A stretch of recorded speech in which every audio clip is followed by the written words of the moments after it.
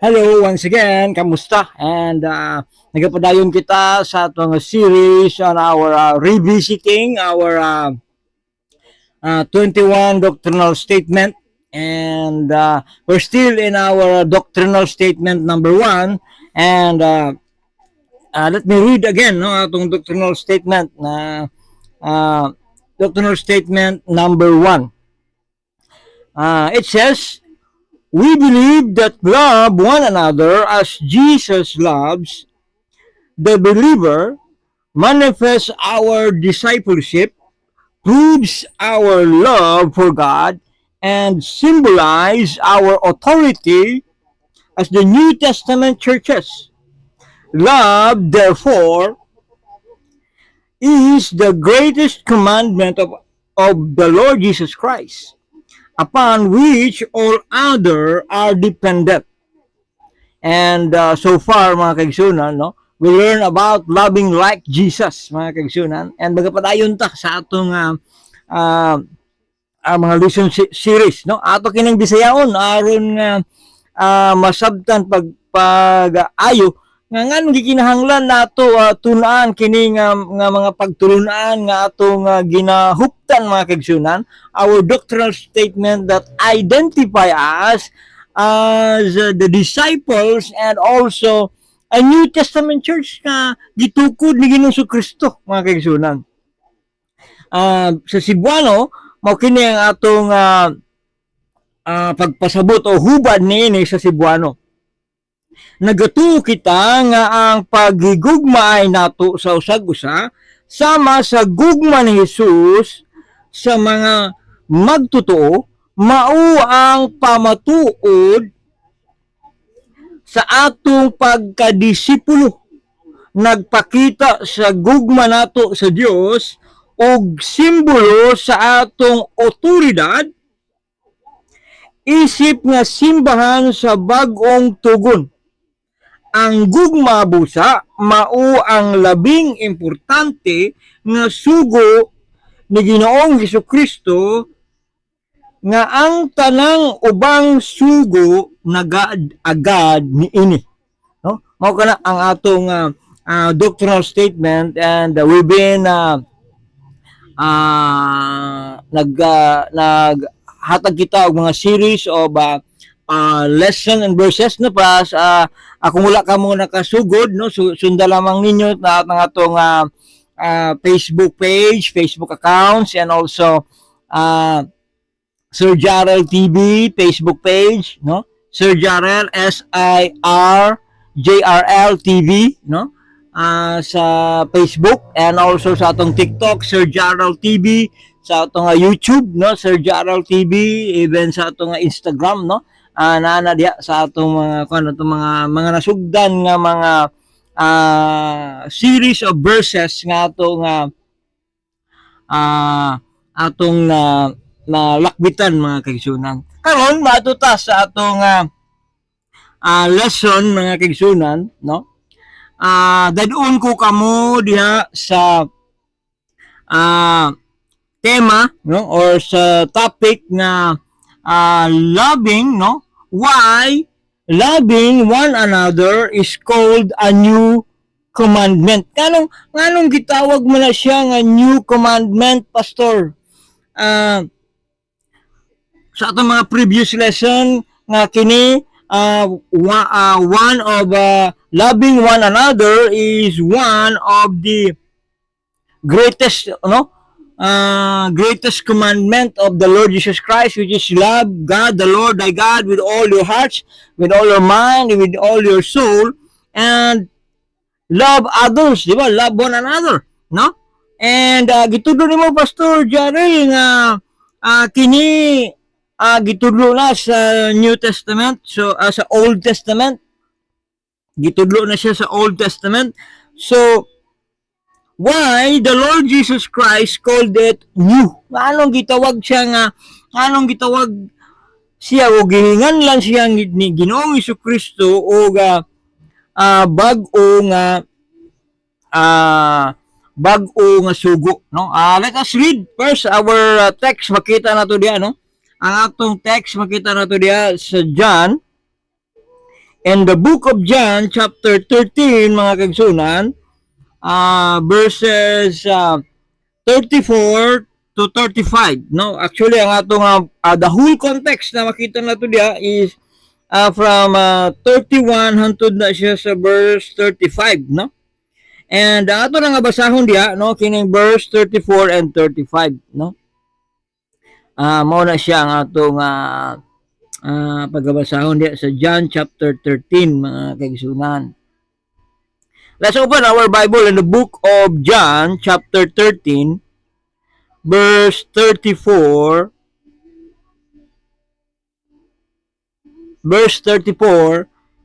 and 35. No, mo kini ang atong mabasa diha. Na ako pagbabasahon una sa King James version, mao kana ang atong mabasa diha.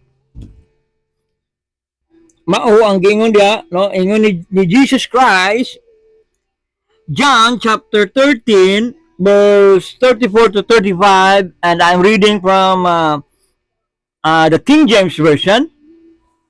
And it says, "A new commandment I gave unto you, that ye love one another as I have loved you, that ye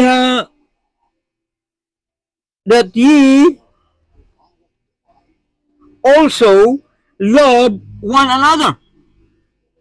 By this," verse 35, "by this all men know that ye are my disciple, if ye have loved one another." Sa Cebuano, akong basahon sa Cebuano, mga kaigsunan. Mao kini ang atong mabasa sa Cebuano.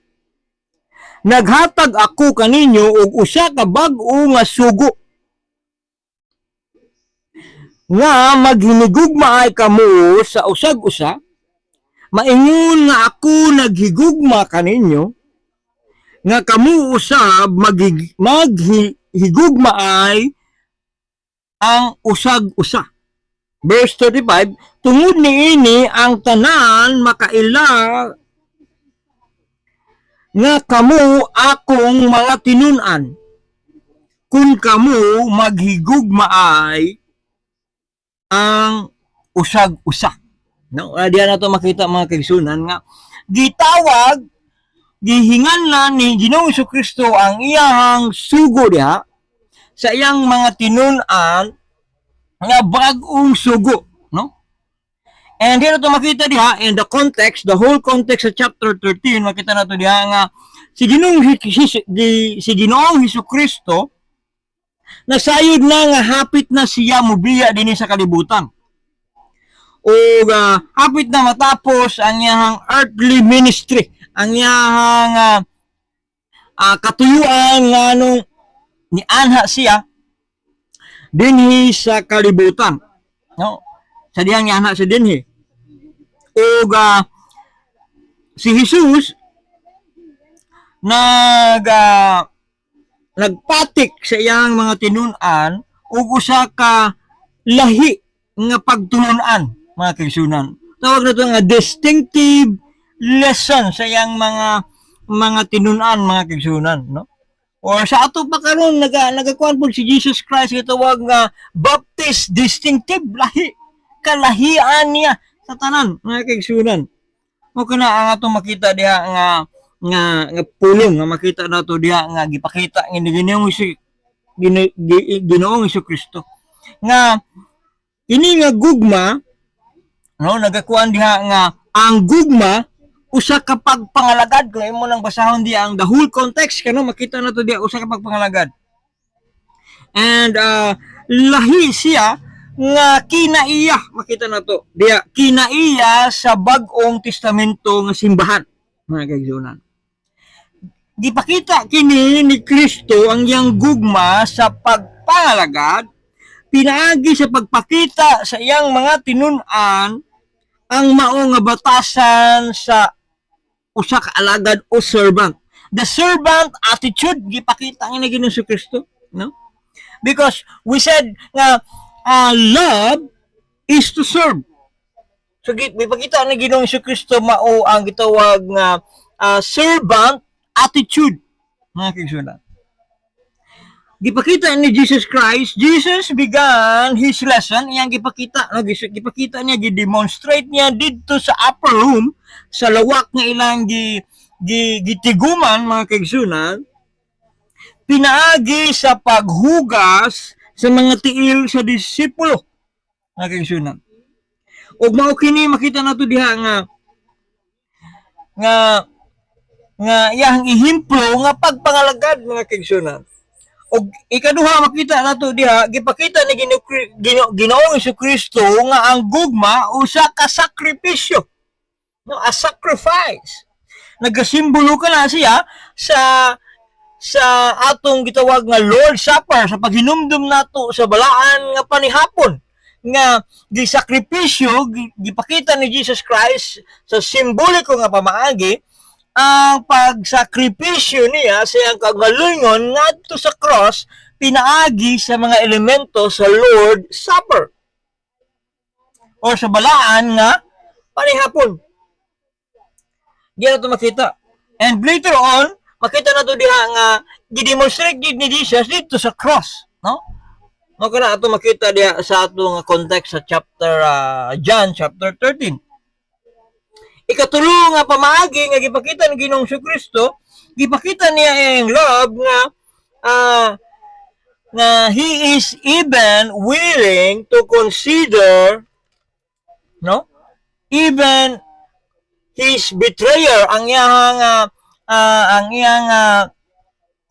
tao nga nagluib kaniya, ang iyang disipulo nga si Judas, gitawag niya nga friend by extending and sharing his bread to Judas. Makita ni mo na diha sa John chapter 13 verse 26 nga sa diha nga gipangutana si Ginoong Jesucristo siya mga disipulo kung kinsa mao ang magluib, no? Giingon niya kung kinsa ang iyang tagaan sa maong tinapay, no? Isuso niya dito sa dip ang iyang bread and then hatag niya. It symbolize, it is a culture of Jewish culture ang pag-extend of friendship sa paghatag ni adto nga tinapay, no? So gi-consider ni Jesus Christ ang iyang gugma, gipakita niya even sa tao nga nag-love kaniya, no?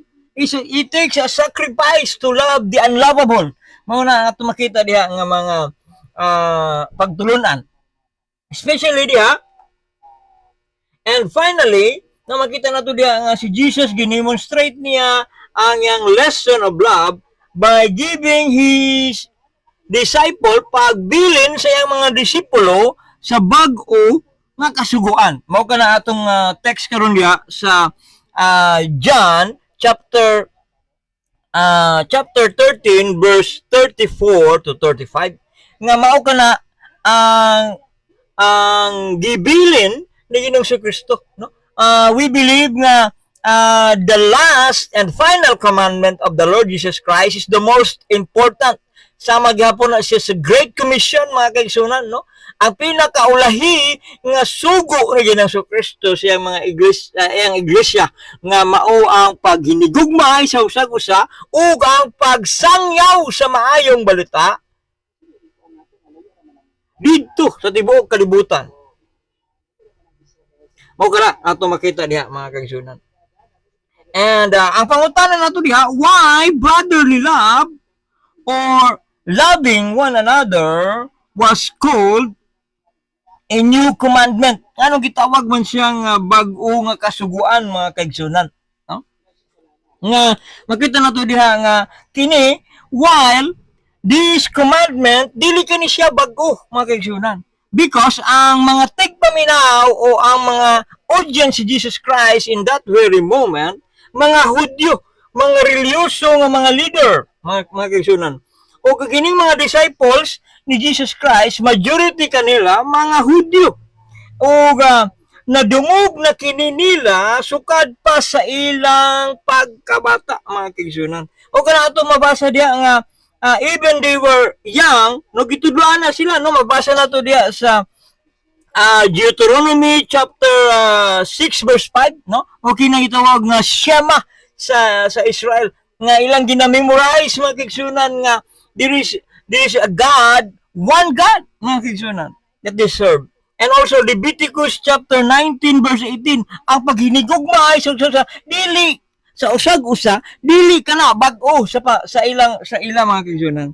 So, kung dili siya bag-o, why it is called new by the Lord Jesus Christ? And first mga kaigsunan, ato ka nang tubagon ang pangutana pinaagi sa pagbalik, no, we need to go back. We need to go back to the original language mga kaigsunan, no? Linyahan nimo diha ang pinulungan diha nga new commandment I give unto you. Mo kana imong linyahan diha. The word a new commandment I give unto you. Kung naa kay Biblia, linyahan nimo na siya diha, no? Or sa Bisaya diha, nagahatag ako kaninyo og usa ka bag-ong sugo mga kaigsunan. No? Nganong gitawag siya nga bag-ong sugo? Balik kita sa form mga kaigsunan, no? Sa Greek o sa Hebrew form niya mga kaigsunan. Una tanaw nato ang Hebrew form mga kaigsunan, no? In the Hebrew form, kadash mga kaigsunan, new nagapasabot siya fresh, no? Bago, a new thing, or to be new, or to rebuild. And another meaning niya, renew or repair. So diyan diya palang daan mga kaigsunan sa Hebrew word, masabta na to nga wala siya nagalimit in particular time nga bag-o siya, nga not necessarily nga ang naminaw wala siya kasayuran or a new knowledge or a brand new as in new sa ato ang term karon nga bag-o jud siya, no? Kundi pwede daw siya sa to rebuild, to renew, or to repair. Mo kana siya sa Hebrew word, no? Chadash, no? Or kadash mga kaigsunan, no? Another word na makita sa original language is the word in the Greek word mga kaigsunan, in the Greek word kainos. Okay, atong basahon. It signifies new in the sense of being noble or different, bago siya, different in form or in quality, no? Different in form or quality. Not simply recent, dili siya necessarily nga bag-o gyud kaayo, kundi in contrast with the old, no? Pwede din siya nga contrast siya sa old. And another example na to diha, no, sa word diha, inibitaw sa Mark, no? Let's read sa book of Mark mga kaigsunan. In Mark chapter 16, mao kini atong mabasa. 16 verse 17. Mao kini ang atong mabasa. And these signs shall follow them that believe in my name, shall cast out devils and speak with new tongues. No, ibig sabihin, new tongues niya mga kaigsunan, not necessarily new to the hearers, mga kaigsunan, kundi new dito sa mga nagsulti kay mga Hudyo man to sila mga kaigsunan, no? Wala man dili man sila kabalo magsulti og another tongue. It is new to the disciple but not new to the hearers. So nakuha ninyo ang concept of the word new and the Bible mga kaigsunan, nga dili necessarily new siya, kundi di ay it is presented in a different form or renew or restored by the Lord Jesus Christ, no? Rebuild by Jesus Christ. That's why it was called a new, mga kaigsunan. Not necessarily really new sa mga hearers, mga kaigsunan, no? Kundi it is new because it is presented in a different form ni Jesus Christ. Mao kana makita nato diha nga ang pulong nga kainos nagpasabot nga bag-o apan dili lamang bag-o sa panahon, no, dili siya limited sa bag-o nga panahon, kundi bag-o kini nga klase o matang o porma, no? Muna siya, no? Sama sa bag-ong pinulungan nga makita nato didto katong gibasa ganina sa Mark chapter 16 verse 17. O kana nga bag-o kini nga klase, bag-o nga matang mga kaigsunan nga makita nato nga gipakita ni Ginoong Kristo. O kana nga gipadayag, gitudlo ni Ginoong Kristo, gi-introduce niya ang bag-o nga panghuna-una, new mindset, new way of expressing this love, no? Not necessarily new to the hearer since it was gitudlo na kini nga balaod sa balaod ni Moses, but it is new in the sense nga because of their relationship diya kang Jesus Christ, mao kana ang rason mga kaigsunan nga nganong gitawag siya nga new mga kaigsunan, a new commandment mga kaigsunan. So diya pala nato makita sa atong introduction mga kaigsunan, klaro kayo nga nganong gitawag siya nga bag-o. No, atangin ninyo mga kaigsunan, ang next na itong lesson ay upat, no? Nay upat ka mga rason nganong gitawag na siya nga new commandment, no? I hope nga mo follow kamo, no? This is just an introduction sa atong series of why it is called by the Lord Jesus Christ as a new commandment, loving one another as a new commandment. And atangan ninyo kini nga series, no, because we will give the 4 reasons, no, one by one, the 4 reasons why it is called a new commandment of the Lord Jesus Christ. Daghang salamat.